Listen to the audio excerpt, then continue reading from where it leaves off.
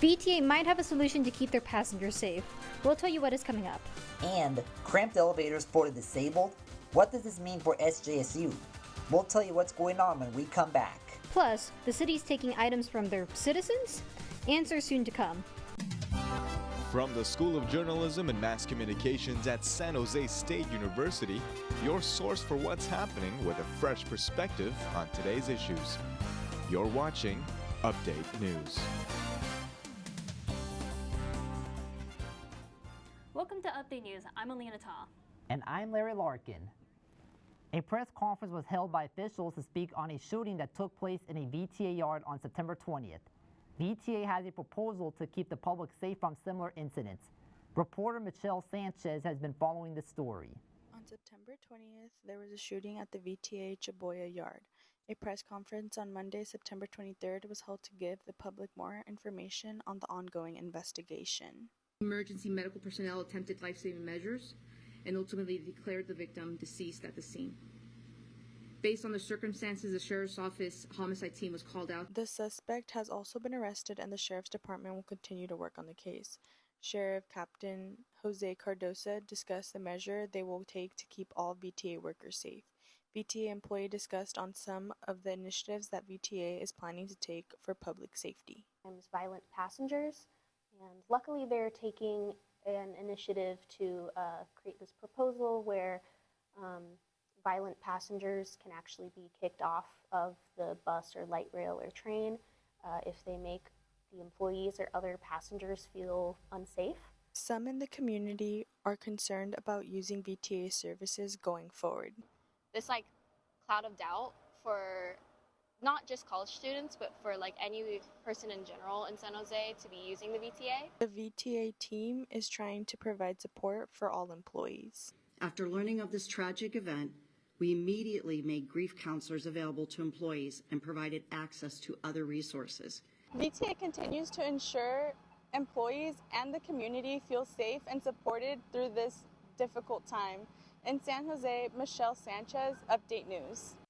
San Jose State University's finance staff announced that the university is currently financially stable. Administration says SJSU still has a $9 million loan, but all of last year's deficit has been paid off. I attended the town hall meeting and have more on SJSU's current financial status. Here at the Student Union Theater on Thursday, SJSU's finance staff praised their efforts in finally creating a balanced budget. We have demonstrable progress in creating a balanced budget for the first time in 5 years. All departments at SJSU had a 6% budget cut in 2023, according to SJSU's Chief Financial Officer, Charlie Foss. These budget cuts helped save $35 million and paid off the university's nearly $15 million deficit. Now SJSU staff is hoping the university's future financial prospects will be more positive than negative. The other good news, we have tuition increase that's for us to be able to use. We have positive enrollment dollars that are coming in from us. The CSU Board of Trustees voted in favor of increasing tuition annually by 6% in 2023. The increase started in the 2024 fall semester, but the CSU plans to stop increasing the price by fall 2029. The president for Associated Students said she's relieved to hear that SJSU has a smaller deficit, but she still has concerns. They talked about how beneficial their enrollment rates are and how the increase in tuition is benefiting, paying out or operating expenses and stuff like that, and making sure allocating money to academic affairs, student affairs, but really who is funding that? It's students. Foss says the university will continue to invest into new programs in order to diversify SJSU's revenue and to avoid classes from being cut. He will also host office hours with the campus community on the first Tuesday of every month for those who have questions about the budget. At San Jose State, Alina Ta, Update News. SJSU has been renovating the campus for the last few years, but with new buildings rising, old ones are overlooked and brushed off. Are SJSU students satisfied with the campus? Reporter Isabella Alvarez went to find out. A community of students with disabilities on campus have been pushing for the school to refurbish older buildings and add accessible features. They say it would not only benefit them, but everyone. A steep and narrow flight of stairs might be an inconvenience for able-bodied students, but it can be a heavy burden for the community of students with disabilities. One of the main issues with accessibility on campus comes down to architectural design, especially in the older buildings. Narrow doorways, inaccessible push plates, lack of maintenance on broken elevators, Students from the Spartan Disability Alliance explained how these are just some of the many challenges they face on a regular basis. If you have no option but to wait for the push button or somebody else, there's no guarantee that your life, or your safety will be prioritized in the event of emergency. A number of buildings on campus lack accessibility since they were constructed before the Americans with Disabilities Act, also known as the ADA. The law was passed with the purpose to ensure that people with disabilities have the same rights and opportunities as everyone else. Something as simple as implementing a ramp gives everyone the resources they need to thrive. Senior Associate Vice President of SJSU's Facility Development and Operations, Tracy Fertilich, commented on SJSU's current status. She said, "We are in a constant state of planning, design, or construction for a wide variety of projects across the campus. When pursuing these renovations, we ensure that we address ADA access issues in alignment with the requirements of the California Building Code." Title III of the ADA states that all newly constructed buildings must comply with the ADA's requirements for accessible design according to the California Commission on Disability Access, unless existing facilities can prove it's not readily achievable. With projects that involve, like making facilities and buildings more accessible, I think having sort of more input like from the disabled students on campus. The Spartan Disability Alliance is not satisfied with SJSU's campus.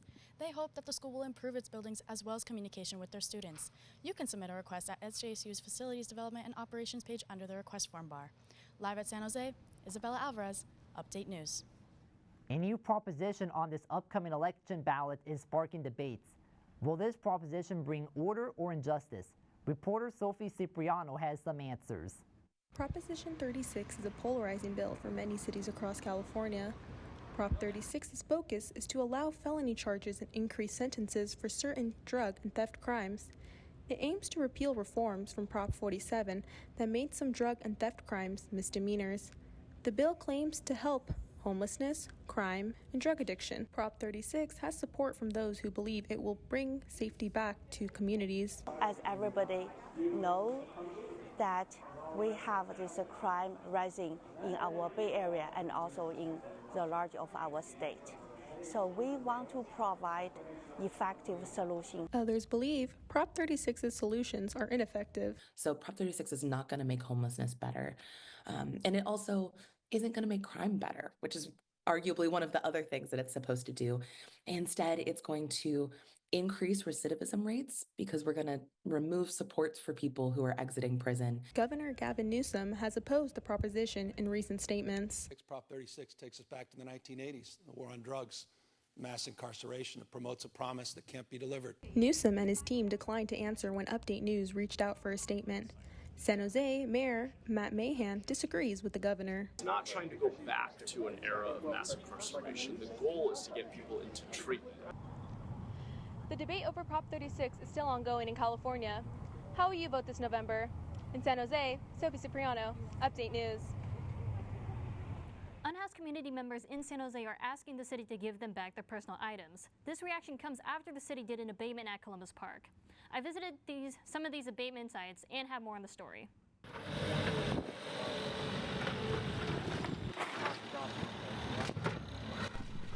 This is a video of a trailer being destroyed during an abatement at Columbus Park on September 4th. Watching their homes and personal belongings be destroyed is not an uncommon sight, according to community members. Many say that they lost a lot of personal items during the abatement. Took the whole trailer, tools. Some tools were still in the package, still brand new. Some were a lot of mops, brooms, like basically all the tools I pretty much need to conduct business. Many community members are upset because it's very difficult to reconnect with their personal items after they were collected by city workers. They lost everything, especially your birth certificate. If you weren't born in California, you have to go another state or something. That's very hard for people out here. The city says that it's doing its best to not take personal items and to return any belongings back to the original owners. There's a process to collect those belongings. If a community member is not able to come and retrieve their items, we're happy to meet them in the community and bring the items to them. Flyers were posted in the area with a phone number and an email, but many have said they are still unable to contact city workers. We call the number and they give us the runarounds, or we call it and we don't get an answer. And there's a lot of people already calling and haven't got an answer. I'm standing where the trailer was crushed by a bobcat a couple weeks ago. Multiple unhoused residents here have also shared that other trailers were crushed on that same day. In San Jose, Alina Ta, Update News. Plastic bags could be banned again. Stay tuned. Constructions on a new wall could take 8 more years to complete. You'll want to hear the update. And a new policy gives more protection to mobile homes. Find out why when we come back. Don't put away those bathing suits just yet. More hot weather on the way. Stick around for it for my 7-day forecast coming up next.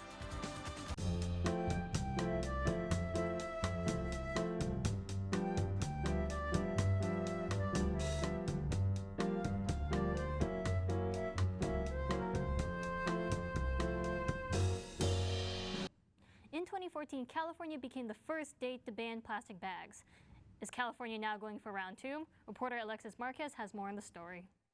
California banned single-use plastic bags in 2014, but companies made thicker plastic bags and argued that they were reusable. Governor Gavin Newsom recently signed a bill to change this.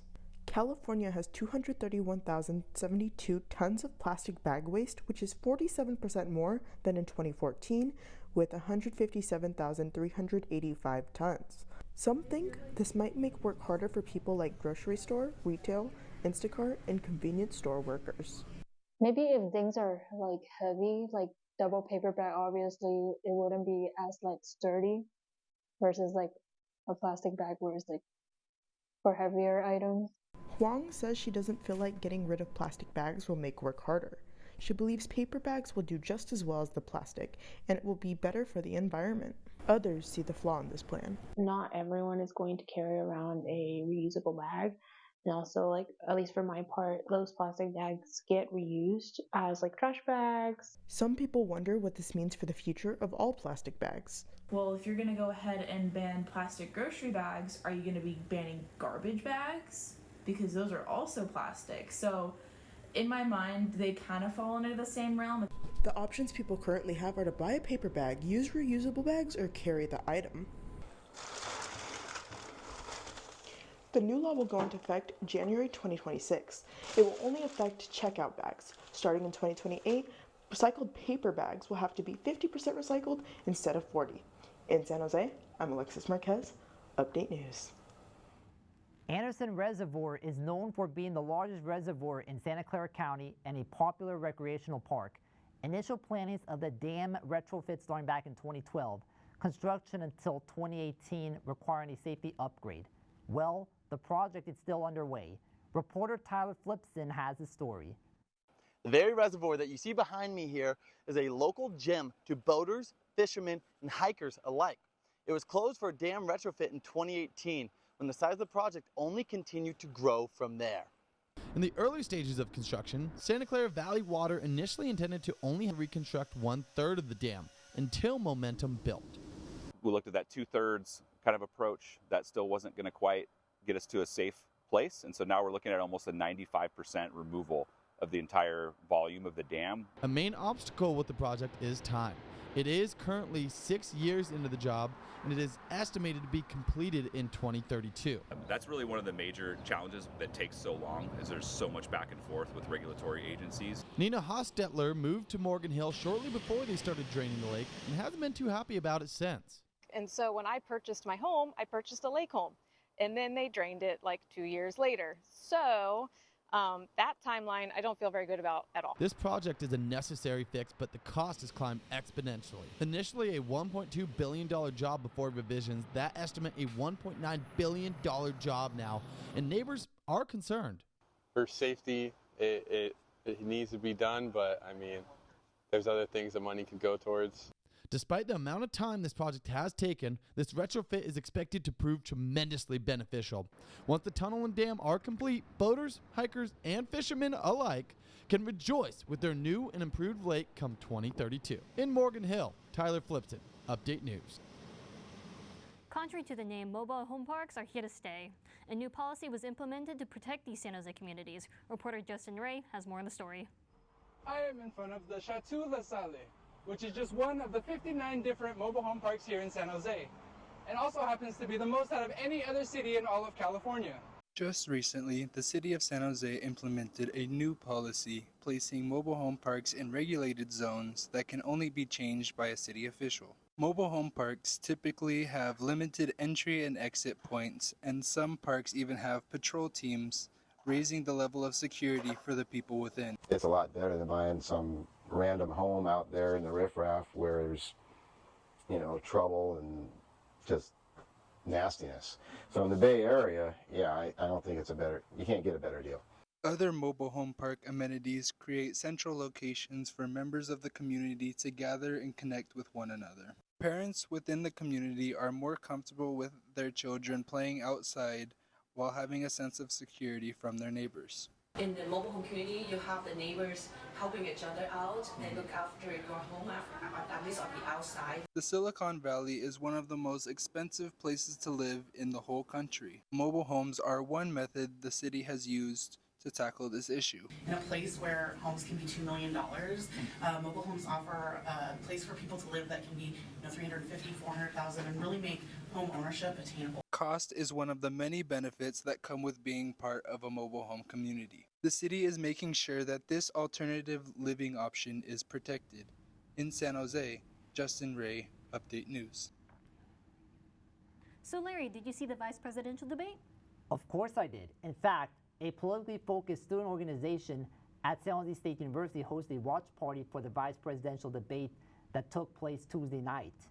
The two candidates faced off with each other in a policy-focused debate, challenged with crucial questions regarding issues such as foreign policy, affordable housing, immigration, and more. Reporter Gabriel Evans attended the event to see what went down. The two vice presidential candidates went head-to-head in a debate on Tuesday night. The participants talked about what they wanted to implement to solve the policy issues presented to them. We're not really talking about this in a broader extent, what it means for people like in the middle. It's a very polarizing discussion. Others believe that the candidates could have presented more detail on the policy areas discussed during the debate. Is military spending, especially with everything going on, Israel, Palestine, Iraq, that whole region, whole Middle East. I just would like to know where our money is going. The debate was cordial throughout the duration. Candidates mainly aimed criticisms at each other's presidential pick, rather than launching personal attacks. I think it actually exceeded my expectations as far as information where you could really distinguish well between the candidates. I think just the level of civility was much higher than the presidential debate. Both parties also ended on messages to the American people about the threat to democracy and the importance of preserving freedoms. The upcoming election will decide the next president of America. Who has your vote? In San Jose, Gabriel Evans, Update News. It was hot this week, Alina. I'm not sure if I can handle another heat wave like this. You're absolutely right, Larry. Let's find that out together as Tyler Flipson gives us the upcoming weather forecast. Hi, I'm Tyler Flipson, and this is your 7-day forecast. Even though we're into October, summer-like temps continue with Bayside temps well into the 90s and valleys seeing 100-degree temps. We've seen heat advisories for much of the week. We should see slightly cooler temps returning as we move into the weekend and next week. First up, we may have some clouds moving out of the subtropics at times Friday and into the weekend. Showers aren't expected, but there is a chance for isolated thunder near the Sierras, something that needs to be watched for fire danger concerns due to the recent run of hot and dry weather. You could see some of the cooler changes ahead in the 7-day forecast for Santa Cruz, dancing in the mid to low 80s during the day, then tapering off a bit into the next week in the high 70s, but with a rather consistent low throughout the week of low 60s and even high 50s. Oakland also seeing considerable spike at the start of the week in the low 90s, but will trend down into the weekend into a more normal temperature in the low 80s. San Francisco seeing far more comfortable weather, but still warm for the region this time of year, with low of 70s on Thursday and Friday, but high temps into the weekend at 79, 78 degrees Saturday and Sunday. But at the very least, keeping the mornings and evenings cool at the comfortable mid to high 50s. But my fellow San Joseans, I hate to break it to you, but no end in sight just yet, with temps into the low 100s and 90s clearing to the weekend, so keep those hoodies and beanies in the closet for just a few more weeks. I'm Tyler Flipson. That was your 7-day forecast. Now back to the desk. When we come back, SETI Institute celebrated its 40th anniversary by stargazing. You'll want to see it yourself. business owners came out to share their cultures with others on Tully Road. Coming up. And we find out what students believe needs an updated SJSU in this week's State of the Spartans. Just ahead when we come back.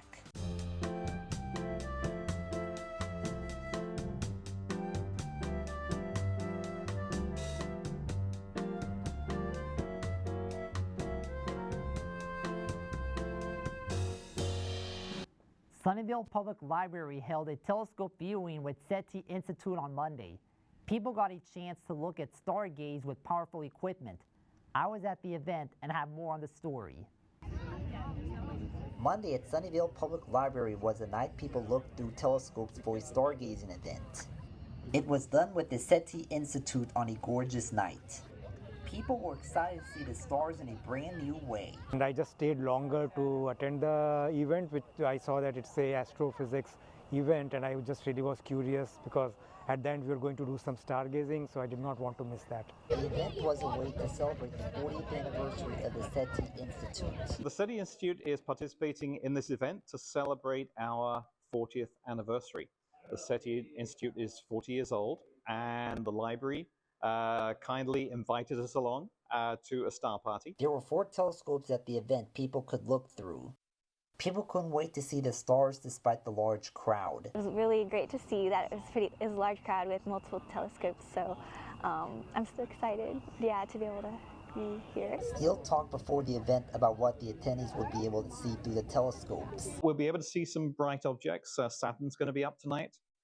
We may on some of them be able to see what are called globular clusters, which are giant clusters of stars, and maybe a thing called planetary nebula. No clouds in the sky led to people getting the viewing experience they were looking for. According to Sunnyvale Public Library, 152 people attended the stargazing event. It was the SETI Institute's kickoff party to celebrate its 40th anniversary. San Jose's newest festival took place on Tully Road. Owners were not only able to showcase their business, but also their cultures. Reporter Angela Nguyen has more. Tully East Festival was hosted at Eastridge Center on Saturday. Vendors are showing their cultural identity through food, drinks, and merchandise. It's kind of full circle for me personally because I grew up on the east side. I went to Silver Creek right here, so it's kind of nice to be popping up here. Pham opened his shop locally because he wants to give back to the community that raised him. He is able to fuse his Vietnamese culture into the menu. This gives customers a refreshing taste of new drinks with nostalgic flavors from Vietnamese desserts. Other owners started their business from a different perspective. I used writing as my creative outlet and just all that you see here to express myself. This is all for my inner child. Atoila started her print and clothing business because she wanted to give a voice to people who are struggling with their mental health. She understands what it is like to grow up in a traditional culture that does not speak about it. Tully East Festival's goal is to give a voice to Asian-owned shops on Tully Road. Most of our businesses on Tully are Vietnamese, and so to be able to let other folks nationally, locally, statewide to know that we're here and we're on the map, come see us. Visit www.trevasanjose.com for future Tully Road events. Learn more about their dreams while supporting their community. Angela Nguyen, Update News. I don't know about you, Alina, but I experienced no AC when I was in class today. Really, I experienced the same thing as well. Let's see what other SJSU students think in this week's State of the Spartan.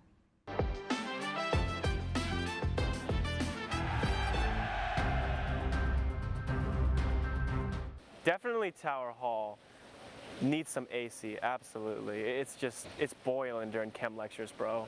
Unbearable, unbearable. The most renovation would probably be Hugh Gillis Hall.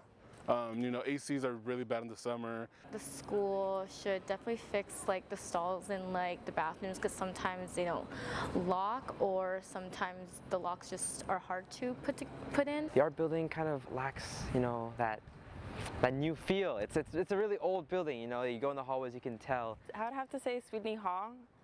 That's my building for my major, my department. Just because there is a lot of AC issues. One side does have AC, but I think the other one doesn't.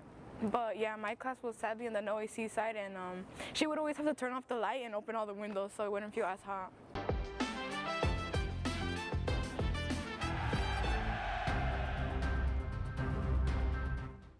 And that does it for this week's edition of Update News. For all of us here, thanks for joining us and see you next week. Don't forget to follow us on our socials at SJSU Update News.